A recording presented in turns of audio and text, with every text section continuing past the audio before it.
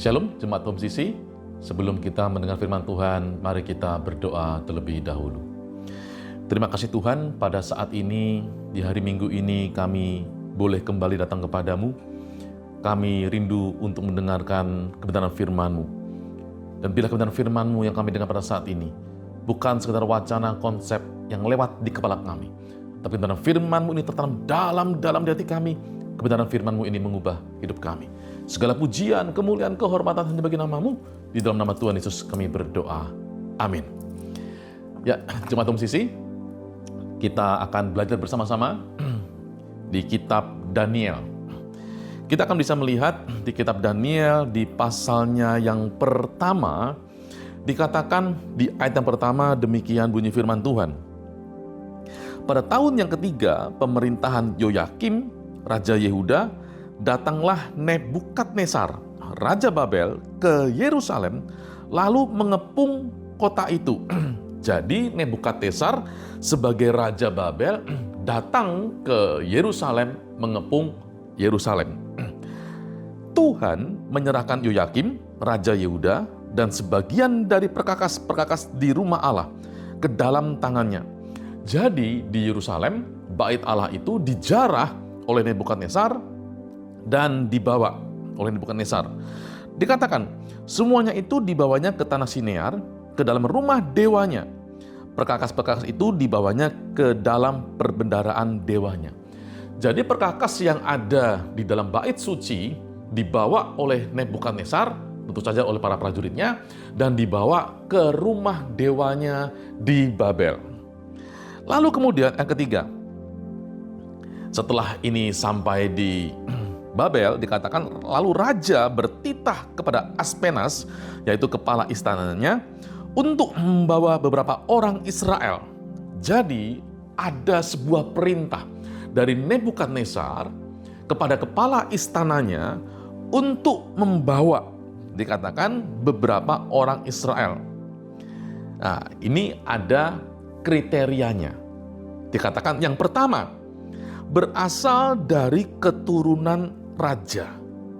Yang kedua, dari kaum bangsawan. Yang ketiga, yakni orang-orang muda yang tidak ada sesuatu celah. 4. Yang 5, yang berperawakan baik.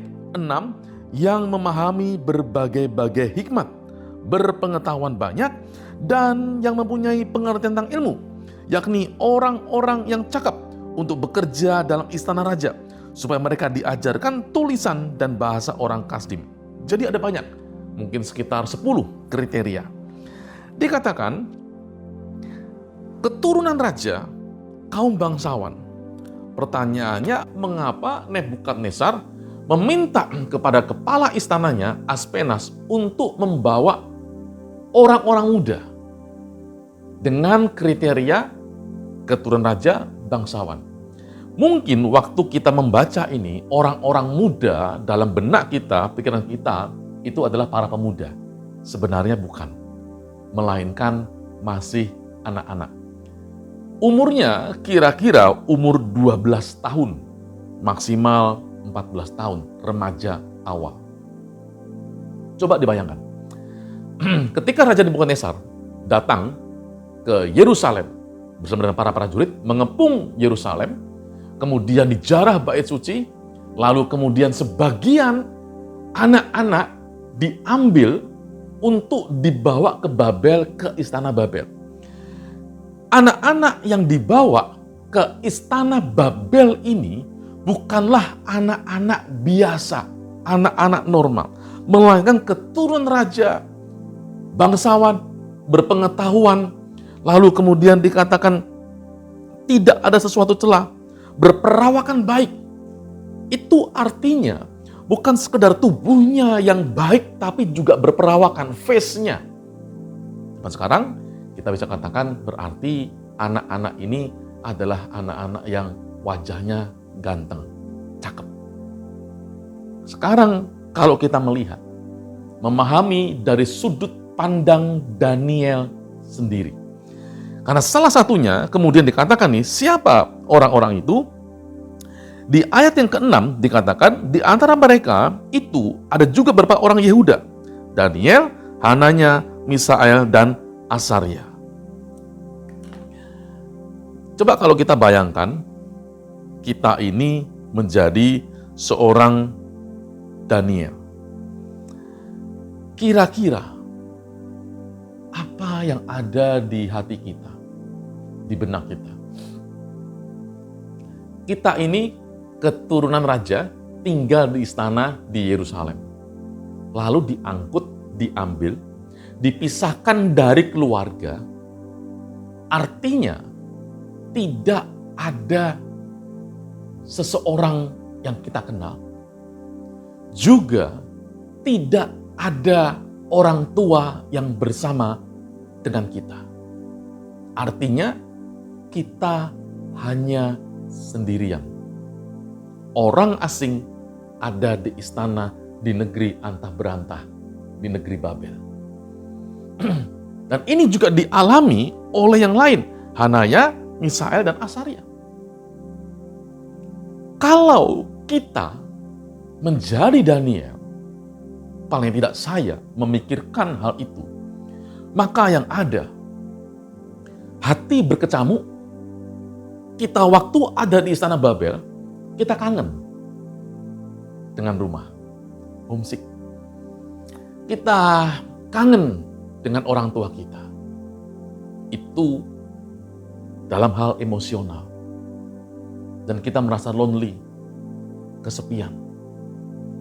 Kita merasa tiba-tiba masa depan kita hancur selesai. Belum lagi ketika kita disajikan makanan yang berbeda. Belum lagi budaya kebiasaan yang berbeda. Pakaiannya berbeda. Dan itu bukan sesuatu hal yang mudah untuk bisa diterima oleh seorang anak atau remaja awal. Di zaman sekarang, kalau saudara punya anak yang sudah tumbuh remaja awal, maka yang ada biasanya, tidak selalu, tapi ini biasanya, akan terjadi banyak perbedaan pendapat, pikiran, sehingga seringkali menimbulkan konflik-konflik. Dalam istilahnya, anak-anak remaja mencari jati dirinya. Kalau kita memahami ini terjadi pada Daniel, kira-kira seperti apa kehidupannya? Bukan hal yang mudah yang dialami oleh Daniel ini. Dia seorang anak remaja awal, harus dipisahkan dari orang tuanya, tinggal di lingkungan yang berbeda. Tidak pernah ketemu lagi dengan orang tuanya. Kemungkinan orang tuanya juga sudah mati, dibunuh. Atau bersama-sama dijajah, diambil ke Babel, tetapi yang jelas tidak pernah mereka bertemu lagi. Artinya Daniel dan juga Hananya, Misaria, dan juga Asaria, mereka ini menjadi anak-anak yatim piatu. Jadi bisa dibayangkan Daniel, Hananya, Misael, Asaria, anak-anak yatim piatu. Dan hal yang paling kita bisa bayangkan luar biasanya adalah waktu Daniel ini dikatakan di ayatnya yang keempat terakhir, dikatakan yakni orang-orang yang cakap untuk bekerja dalam istana raja. Jadi Daniel ini diminta nantinya untuk bekerja di istana raja dan diajarkan tulisan dan bahasa orang Kasdim. Artinya Daniel diambil dari Israel, dari Yerusalem, berpindah ke Babel, sekitar 1.200 km kalau ditarik garis lurus. Perjalanan tentu tidak lurus. Jadi sangat jauh dari tempat tinggalnya, lalu kemudian kebudayaan yang berbeda, tinggal di sana dan harus belajar. Kalau seorang anak kesepian, tidak punya orang tua, tidak bisa melihat orang tua, tidak tahu keadaan orang tua, dipisahkan dari orang tua. Orang tuanya mungkin sudah mati atau dalam pengungsian, tapi tidak pernah bertemu sebatang kara. Pertanyaannya, kalau kita jadi Daniel, kira-kira kita bisa belajar tidak? Kita mau tidak diajar bahasa orang Kasdim? Kita mau tidak diajarkan adat istiadat budaya atau tata cara, table manner dalam istana, budaya orang Babel? Kemungkinan besar yang terjadi adalah pemberontakan. Memberontak, tidak mau, marah. Kalau orang Sunda bilang pundung, orang Jawa bilang mutung. Bahasa Indonesianya mungkin mogok, tidak mau melakukan apapun. Tetapi tidak demikian dengan Daniel. Daniel mau belajar bahasa orang Kasdim, budaya orang Babel. Ini kan kesannya ya, dalam tanda petik. Daniel dengan segala kehebatan kecerdasannya dimanfaatkan oleh orang Babel. Dimanfaatkan oleh Nebukadnezar. Dimanfaatkan kecerdasannya, dieksploitasi hidupnya, tinggal di sana, tidak pernah bisa kembali lagi Daniel ke dalam kampung halamannya. Kalau kita menjadi Daniel, kira-kira kita mau atau tidak? Sulit ya untuk bisa menjadi seorang seperti Daniel ini. Daniel ini kemudian diberi nama, ayat yang ke-7, pemimpin pegawai istana itu memberi nama lain kepada mereka. Daniel dinamainya Belsasar. Hananya dinamainya Sadrak, Misael dinamainya Mesak, dan Asarya dinamainya Abednego. Nah, kita fokus kepada Daniel. Daniel ini diberi nama orang Babel. Jadi Daniel ini berusaha untuk diubah identitasnya. Semua identitas yang kelihatan itu diubah. Pakaiannya tentu sudah bukan pakaian Yahudi lagi, melainkan pakaian orang Babel.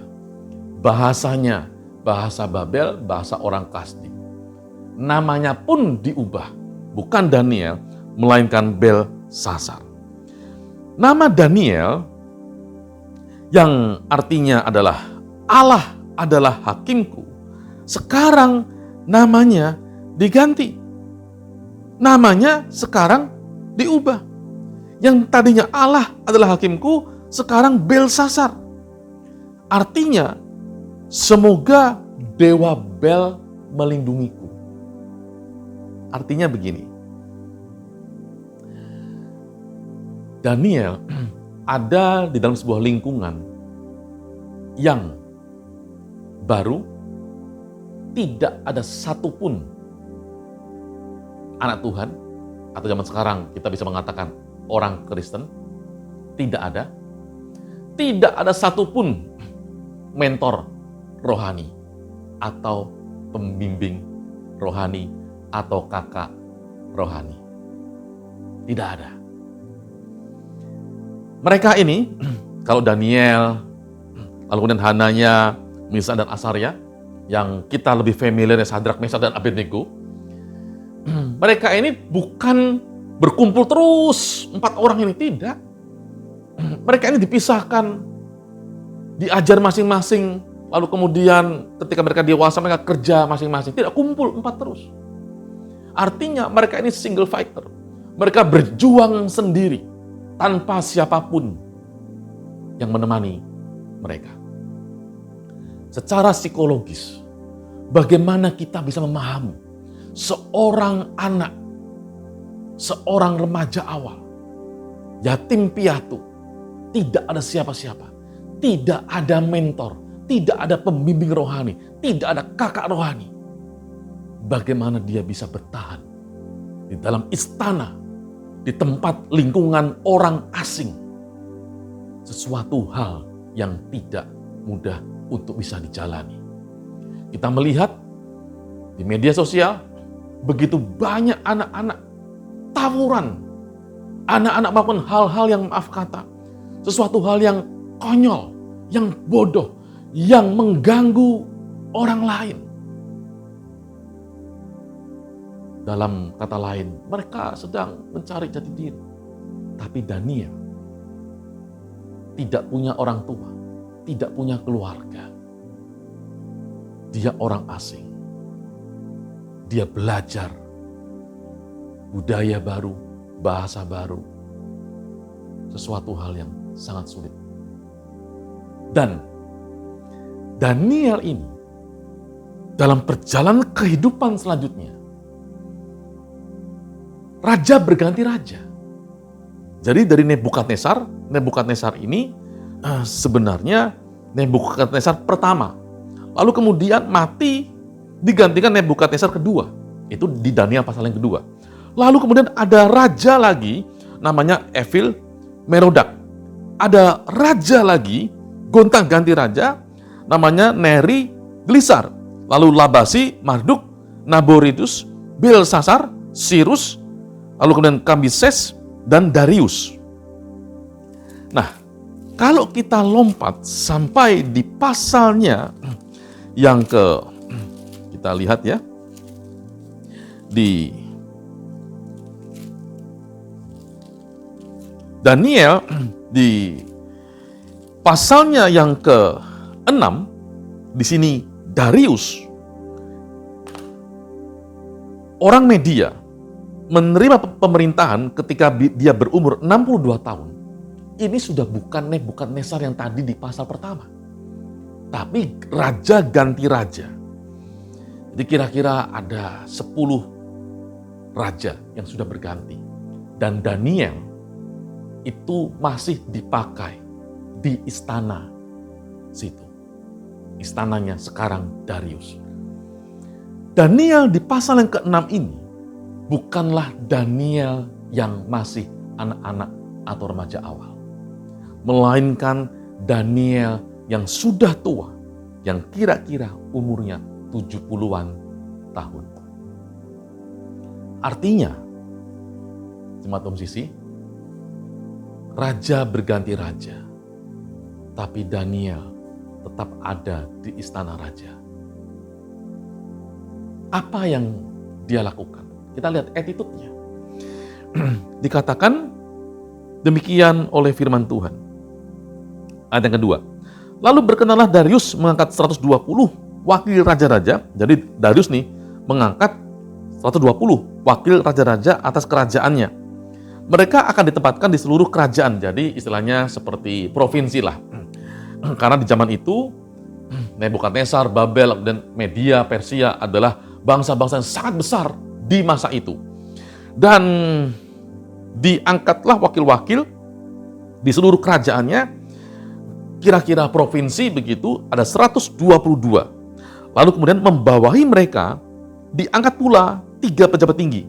Jadi selain 122, di atasnya ada 3 pejabat tinggi. Siapa itu? Salah satunya adalah Daniel.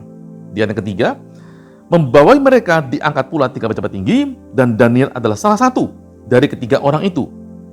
Kepada mereka lah, kepada 3 orang ini, para wakil-wakil raja, para gubernur gitu ya, harus memberi pertanggungjawab, perhatikan, supaya raja jangan dirugikan. Apa maksudnya supaya raja jangan dirugikan? Ini dalam hal masalah keuangan. Raja jangan rugi. Karena 122 provinsi ini, yang ada wakil-wakilnya ini, mereka menarik pajak, lalu disetor kepada raja melalui 3 orang ini, dan salah satunya adalah Daniel. Supaya raja jangan dirugikan. Yang aneh adalah, coba kita pikirkan, siapa Daniel? Dia orang Yahudi. Bukan bangsa Media.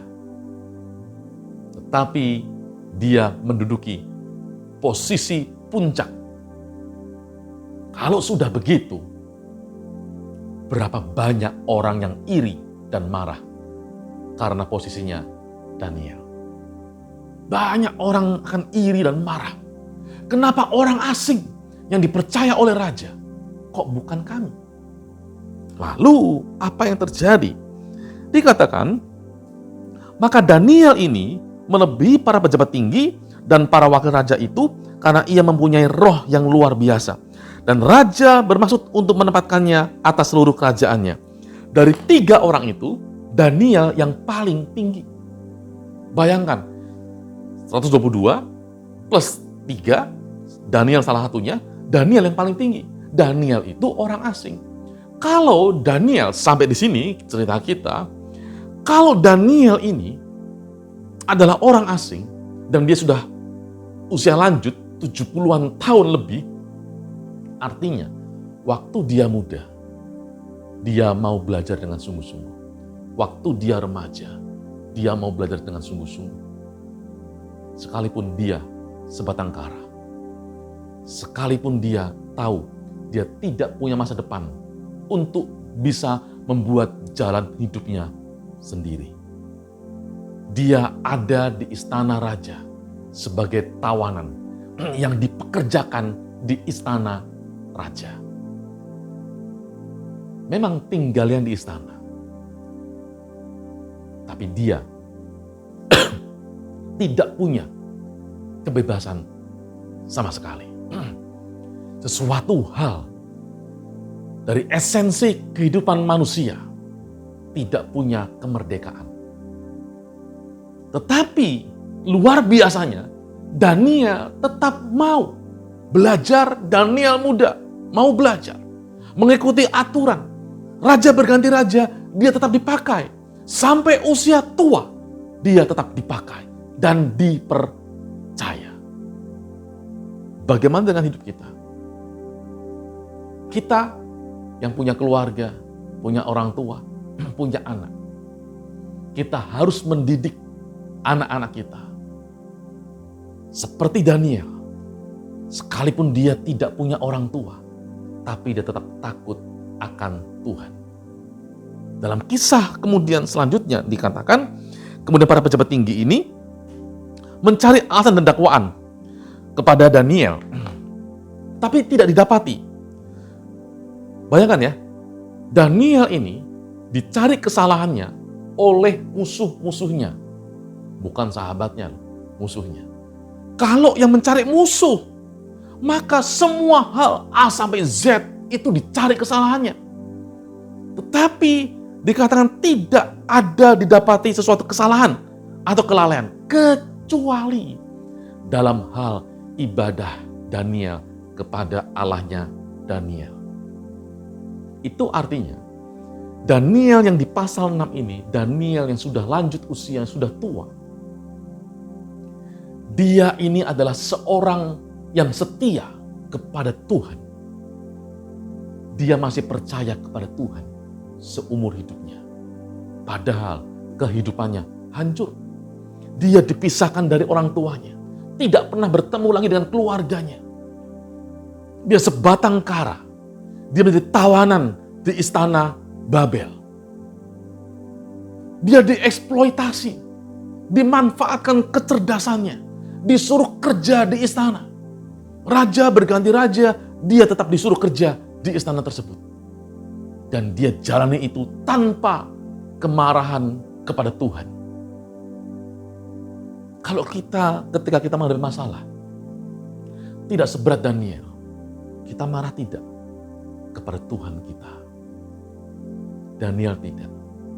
Tetap setia, sembahyang kepada Tuhan sehari 3 kali. Lalu para musuhnya ini membuat sebuah peraturan. Peraturannya adalah, dikatakan di ayatnya yang ke-8, kita lompat-lompat, semua pejabat tinggi kerajaan ini, semua penguasa dan wakil raja, para menteri, bupati telah mufakat supaya dikeluarkan kiranya suatu penetapan raja dan ditetapkan suatu larangan. Apa itu? Dalam 30 hari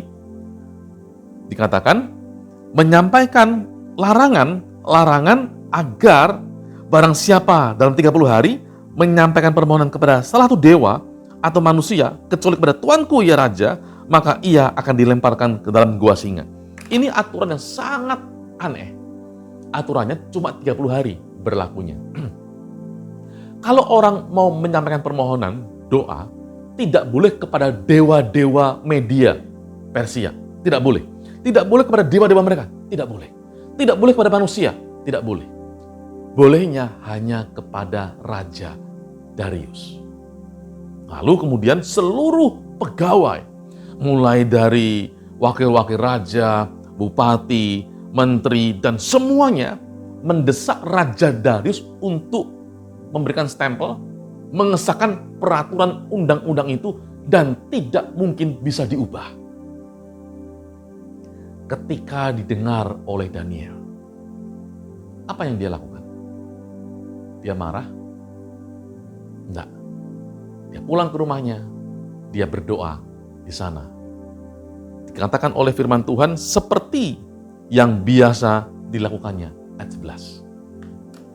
Artinya sejak dari kecil, hidup sebatang kara, tidak punya orang tua, bukan menjadi alasan bagi Daniel yang kecil ini untuk marah kepada Tuhan. Bahkan dia tetap setia kepada Tuhan, berdoa senantiasa kepada Tuhannya. Sampai dia tua, dia tetap setia kepada Tuhan. Dan ketika didapati di rumahnya, langsung buru-buru. Musuh-musuh Daniel menangkap Daniel, tertangkap basah. Kemudian singkat cerita, dimasukkan ke dalam gua singa. Saudara, waktu Daniel ditangkap di rumahnya, berapa orang yang ditangkap bersama dengan Daniel? Cuma dia, seorang diri. Itu artinya Daniel ini tidak menikah. Dia hidup sebatang kara sejak remaja sampai dia tua.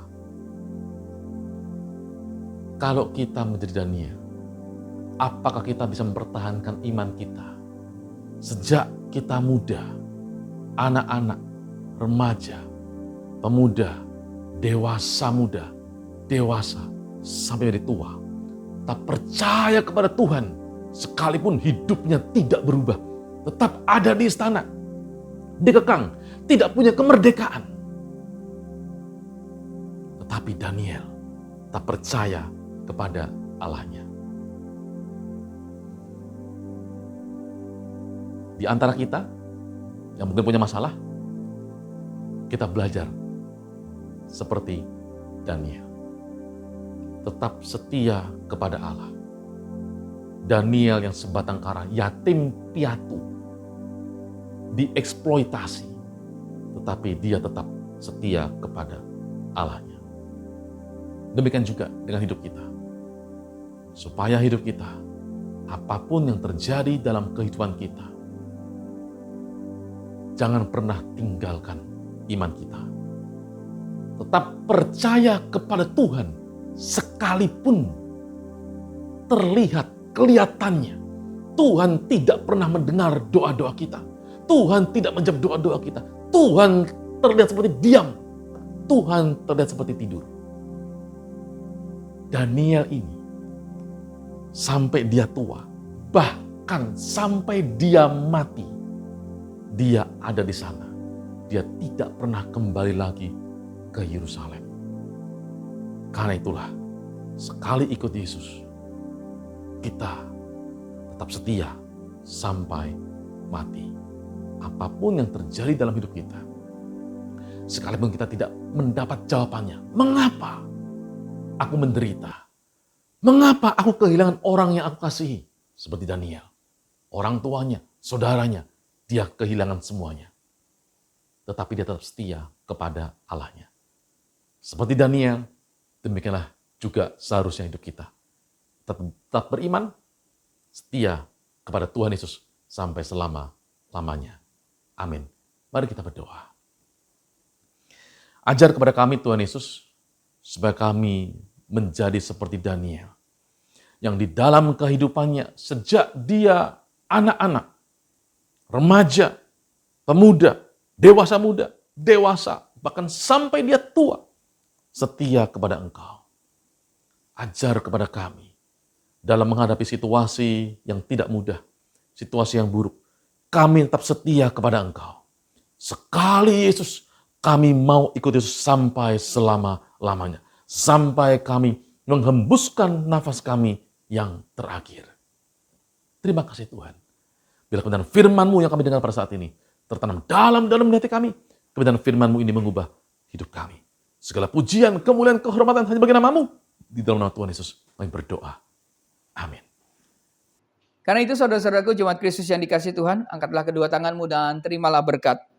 Mari aminkan setiap perkataan berkat yang kita percaya bahwa kita menerimanya. Tuhan memberkati engkau dan melindungi engkau. Tuhan menyinari engkau dengan wajahnya dan memberi engkau kasih karunia. Tuhan menghadapkan wajahnya kepadamu dan memberi engkau damai sejahtera.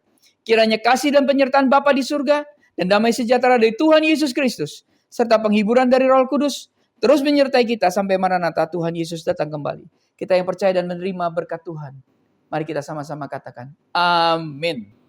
Selamat hari Minggu, selamat berkumpul bersama dengan keluarga. Terus mencintai Tuhan, berhenti menghakimi dan selalu jadi berkat. Tuhan Yesus memberkati.